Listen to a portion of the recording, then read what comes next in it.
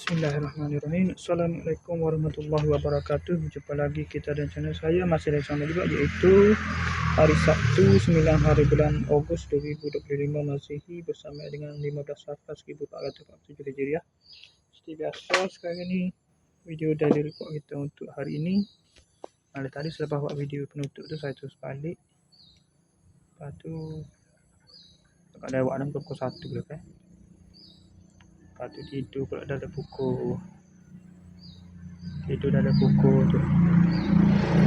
pukul 2.30 pagi, bangun pada pukul 6.50 pagi, bangun mandi sampai subuh, kemudian sambung tidur balik, bangun pula pada pukul 9 pagi.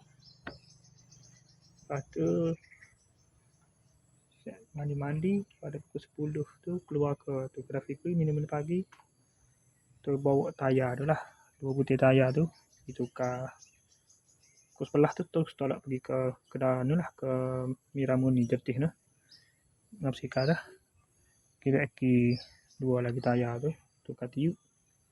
Waktu tukar tiup salah gitu tukar bearing dengan batas sak.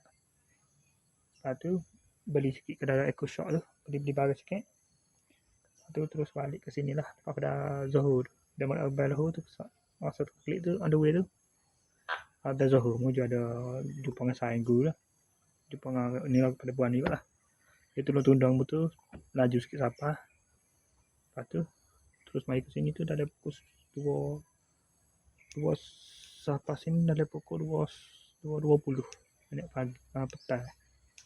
Lepas tu mai Zohor pada pukul 3.50 petang. Tunggu asar pukul 5 tu baru mai asar. Pukul 4.30 tu, pukul 4.30 bagi siapa, bagi tak ada siapa.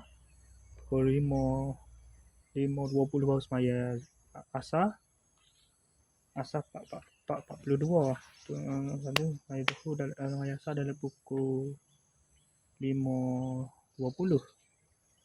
Lepas tu pukul 6.30 ni baru buat video ni, buat video review barang ni. Lepas tu salah tak bukan dia ni, nak lain tu biar lain.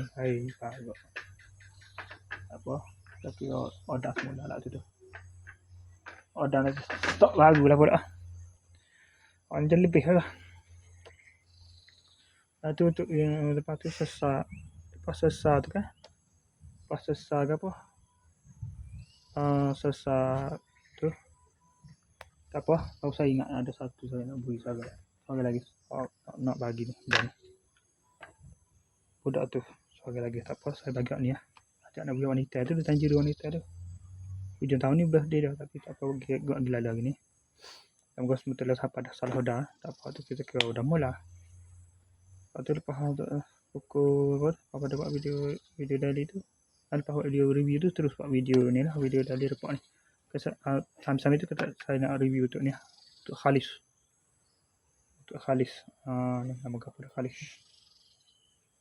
Muhammad Khalis apa tak ingat lah nama dia, Ukasha, Khalis Ukasha. Okay, ada itu saja untuk sesi video untuk daily report untuk hari ini. Assalamualaikum, jumpa lagi, bye.